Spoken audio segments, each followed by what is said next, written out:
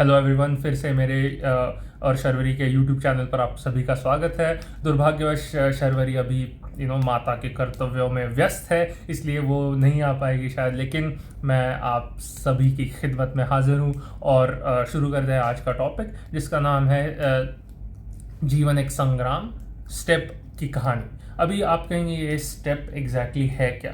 Step एक ऐसा reason है जो आता है right from north of China से लेकर ये ऑल द वे हंगेरी तक जाता है। अर्थात यूरेशिया का ये एक बहुत बड़ा हिस्सा है, जिसमें साइबेरिया और चीन के भी कुछ कुछ हिस्से आते हैं। इसकी ज्योग्राफी कैसी है? ज्योग्राफी इसकी देखी जाए तो ये बड़ा ही सूखा प्रदेश होता है, जहाँ पर कुछ सेंटीमीटर ही वर्षा होती है प्रतिवर्ष। और इसमें ज़्यादातर घास ही होती है, जहाँ पे इसमें ज़्यादा आपको पेड़ या पौधे कम ही मिलेंगे। और इस रीजन की ज्योग्राफी की वजह से यहाँ पर खेती बाड़ी करना ऑलमोस्ट असंभव है, और इस वजह से यहाँ की जो पॉपुलेशन डेंसिटी है वो भी बहुत कम है। और इस इलाके के जो मूल रहवासी है वो सारे के सारे एक बंजारों की लाइफस्टाइल को फॉलो करते हैं। अर्थात उनको ढेर सारे उनके जानवरों के हर्ड्स होते हैं, जिन हर्ड्स को वो प्लेस टू प्लेस लेके जाता है, और एक जगह का एक जगह की घास खत्म हो गई, उस जगह से जाकर दूसरी ओर पलायन करता है, और ये साइकिल पुनः दोहराता है। ये जो लोग हैं इस स्टेप के रहवासी, ये बचपन से, और मैं बचपन कह रहा हूँ मतलब लिटरली छोटे बच्चे होने से घुड़सवारी सीखते हैं। मंगोल्स के बारे में कहा जाता है कि एक मंगोल लड़का चलने से पहले घुड़सवारी सीख जाता है, क्योंकि छोटी उम्र से ही उनको एक जो घोड़े का सैडल होता है उसमें डाल दिया जाता है।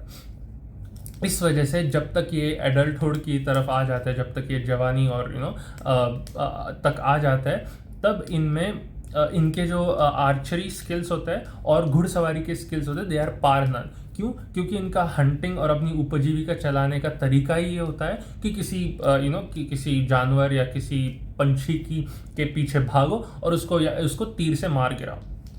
और इस एक ही वजह से यहाँ के जो योद्धा थे वो दुनिया के सबसे खूंखार योद्धाओं में से थे। और यूजुअली इनके छोटे छोटे कबीले रहते थे, और इन कबीलों में आपस में रण संग्राम होता रहता था, और ये कभी भी एक आपस में उनके यूनिटी नहीं थी, एकजुट नहीं थे। लेकिन कुछ कुछ लोग थे जिनमें नेतृत्व की काबिलियत इस तरीके से थी कि इन्होंने इन अलग अलग झगड़ते हुए कबीलों को एक साथ जुटाया, और उनमें से एक था चंगेज़ खान। और चंगेज़ खान ने इन कबीलों को एक साथ जोड़कर एक फाइटिंग फोर्स बना दी, जिससे पूरे विश्व में दहशत मच गई। And they establish what is known as the largest continuous land empire in history. जो चंगेज़ खान का शासन था, वो ऑल द वे फ्रॉम, उन्होंने रशिया को 2 बार विंटर में मंगोल्स ने इन्वेड करके हराया, और ये काम नाज़ी जर्मनी अंडर हिटलर भी नहीं कर पाई। तो that's how ferocious, that's how incredible warriors Mongol थे। लेकिन मंगोल्स को छोड़कर यहाँ पर और भी लोग थे, सिथियंस इत्यादि इत्यादि। और इन्होंने इनके आसपास की जो भी सेटल्ड सभ्यताएं थी, इनको हमेशा तंग किया, उनसे हमेशा लूट मार मचाते थे। ये किसी शहर में घुस जाते थे, खून खराबा करते थे, लूटते थे, और फिर वापस आ जाते थे।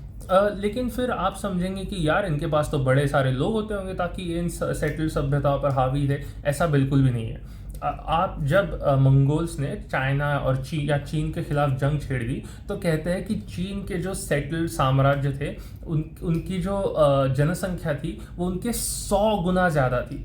1:100 के रेशो में ये इन सभ्यताओं से लड़ते थे, और अचंभे की बात है कि इनसे जीतते थे। तो क्या कारण हो सकता है कि ये योद्धा इतने खूंखार थे, और क्या कारण है कि इन्होंने अपना वर्चस्व संपूर्ण प्रांत पर, संपूर्ण प्रदेश पर गालिब किया? तो इसके कई कारण हैं। उनमें से प्रमुख कारणों को मैं यहाँ पर बता देना चाहता हूँ। एक तो ये है कि वे व्यक्ति स्वयं, जैसे कि जो एवरेज मंगोल बंदा था compare to the average farmer, वो काफ़ी सारा हट्टा कट्टा था। और ये सिर्फ मेरी मनगिनत बातें नहीं है, क्योंकि इन लोगों के जब स्केलेटन्स मिलता है तो हमें पता चलता है कि जो एवरेज हाइट थी एक फार्मर की या एक किसान की, वो अराउंड 5'5" थी, 5 फुट चेंज। और जो नोमैड्स थे जिनका ऐसा जीवन था, उनकी हाइट थी 5'10" to 5'8" to 5'10", जो आज हाइट है सेटल्ड सभ्यताओं की। तो ऐसा क्यों हुआ? तो सॉरी, आई होप तो ऐसा क्यों हुआ?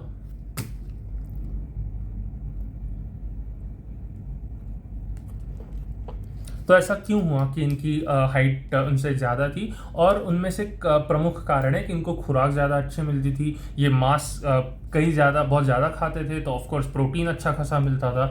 और ये इनकी पॉपुलेशन डेंसिटी, जनसंख्या की जो डेंसिटी थी वो कम होने की वजह से इनमें जो रोग थे या उनमें जो बीमारियां थी वो कम फैलती थी, क्योंकि जाहिर सी बात है अगर सब डिस्ट्रीब्यूटेड रह रहे तो क्यों फैलेगी। और तो और जो सेटल्ड सभ्यताएं थी उनमें एक और प्रॉब्लम था, वो था सैनिटेशन, शौच अच्छे से कैसे करें, डिस्पोज कैसे करें। लेकिन अगर आप सिर्फ बंजारे का जीवन जी रहे हो तो उसका इतना मसला नहीं आता। एक और फैक्टर ये था कि ये जो लोग थे ये खूंखार लड़वैये थे, क्योंकि इनमें हर पुरुष का काम यही था कि वो लड़े। इनमें फॉर एग्जाम्पल किसी भी सेटल्ड सभ्यता में ज़्यादातर लोग किसान होते हैं या फिर और कुछ काम करते हैं, कॉबलर्स एट्सेट्रा एट्सेट्रा, ऐसा कुछ भी नहीं था।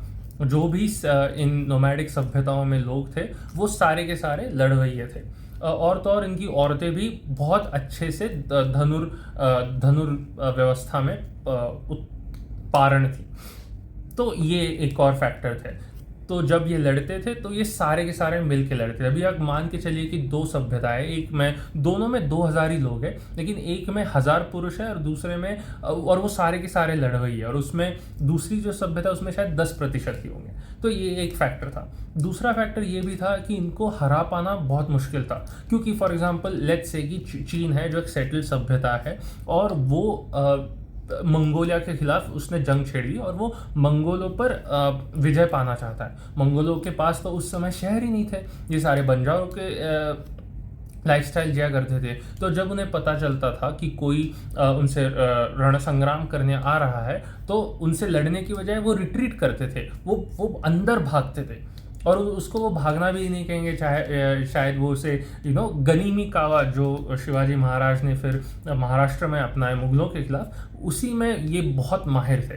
और वो रिट्रीट करते रहते थे जब तक वो जो आर्मी है जो उन पे इन्वेड करने की कोशिश कर रही है उसके सप्लाई लाइन्स ख़त्म ना हो जाए। और जब सप्लाई लाइन्स ख़त्म होते थे तो ये फ्लैंकिंग मनूवर्स करके इनको समाप्त कर देते। दूसरी चीज़ ये है कि लैक ऑफ गुड कैवलरी। तो पिछले सेटल्ड सभ्यताओं की जो फौजें थी उनमें ज़्यादा से ज़्यादा लोग घुड़सवार नहीं थे। एक घुड़सवारों की टुकड़ी या टोली हमेशा रहती थी, who were the elite of the elite, पर ज़्यादा से ज़्यादा लोग ऐसे थे जो लाइक जवान थे जैसे। तो उन पे विजय पाना बहुत आसान था एक घुड़सवार के लिए, क्योंकि अगर मैं घोड़े पे बैठा हूँ और मेरे पास अगर मैं घोड़े पे बैठा हूँ तो मेरे लिए किसी भी सेटल्ड ऐसे व्यक्ति जिसके पास जो खुद घोड़े पे नहीं बैठा, उसको मैं आराम से हरा सकता हूँ, उसको मैं चीर फाड़ सकता हूँ, क्योंकि मेरे पास एक पूरा का पूरा घोड़ा है और उससे उनको अनपैरेलल मोबिलिटी भी मिलती थी। अभी अगर एक सेटल्ड सभ्यता को एक छोर से लेकर दूसरे छोर तक जाना है और ज़्यादा से ज़्यादा लोग पैदल जा रहे हैं तो जाहिर सी बात है बहुत स्लो होंगे। लेकिन अगर मेरी सारी जो फौज है वो सारे के सारे घोड़े पे है तो ऐसी बहुत तेज़ी से हम एक स्थान से दूसरे स्थान तक प्रस्थान कर पाएंगे। तो ये भी एक और रीज़न था। तीसरा कारण ये भी था कि वे धनुर्योद्धा में एक्सपर्ट्स थे, क्योंकि ये बचपन से वही काम करते थे। तो इन सब कारणों की वजह से these civilisations were very very dominant over the settled societies all over the place, और उन्होंने बहुत बड़ा नरसंहार मचाया। और जो मुगल फॉर एग्जांपल मंगोल्स जब घुसे मिडिल ईस्ट में तो उन्होंने वहाँ पे नरसंहार किया वगैरह वगैरह।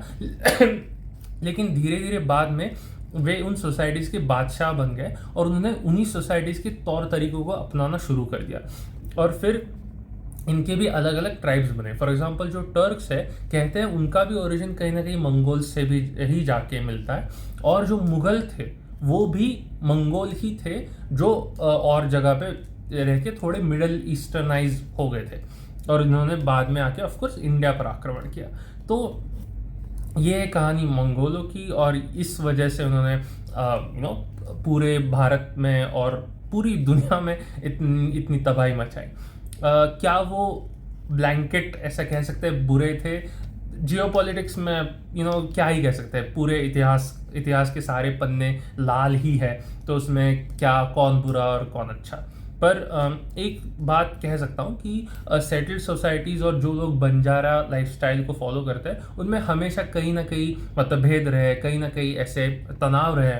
हमारे यहाँ पे भी जो कहानियाँ मिलती है आदिवासियों की या नागास की, उनमें भी कहीं ना कहीं यही देखने का नज़रिया मिलता है आपको कि वो जंगल में रहते हैं, क्योंकि उनको सेटल्ड सोसाइटीज़ नहीं। और जाहिर सी बात है उन्होंने तो कभी उनको लिखने का शौक नहीं था, या फिर अगर आप बंजारे की लाइफस्टाइल जी रहे हो तो आप रिटन रिकॉर्ड्स कहाँ पे रखेंगे, लाइब्रेरीज तो नहीं होंगी।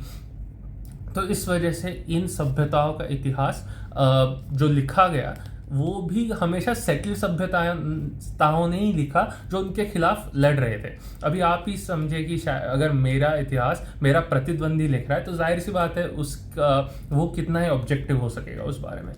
और लास्ट पॉइंट जो मैं बताना चाहूँगा कि अंत में क्या हुआ, जो ये सभ्यता है जो इतने सालों तक और इतने दशकों तक ही नहीं, इतनी सदियों तक जिन्होंने अपना वर्चस्व कायम किया हुआ था इतने बड़े प्रांत पर, अचानक से क्या हुआ कि ये सभ्यताएं फिर आज इनको इतने कोई पूछने वाला नहीं है। और उसका कारण ये है गन पाउडर और बंदूक के आने के बाद ये हुआ कि सेटल्ड सोसाइटीज के जो नंबर्स थे वो कुछ अलग ही हो गए, और जो घोड़ा which was the key advantage of these nomadic societies वो भी खत्म हो गया। क्योंकि अगर मेरे पास 100 लोग हैं और आपके पास भी 100 लोग हैं, फ़र्क ही नहीं पड़ता कि वो घोड़े पे बैठे या नहीं घोड़े पे बैठे, अगर मेरे पास बंदूक है और आपके पास भी बंदूक है। और हमेशा न्यूमेरिकल एडवांटेज सेटल्ड सोसाइटीज़ के पास था, और इसलिए these societies are a shell of the former selves. पर इनकी जो रणनीतियाँ है वो आज भी एप्लीकेबल है। शिवाजी महाराज ने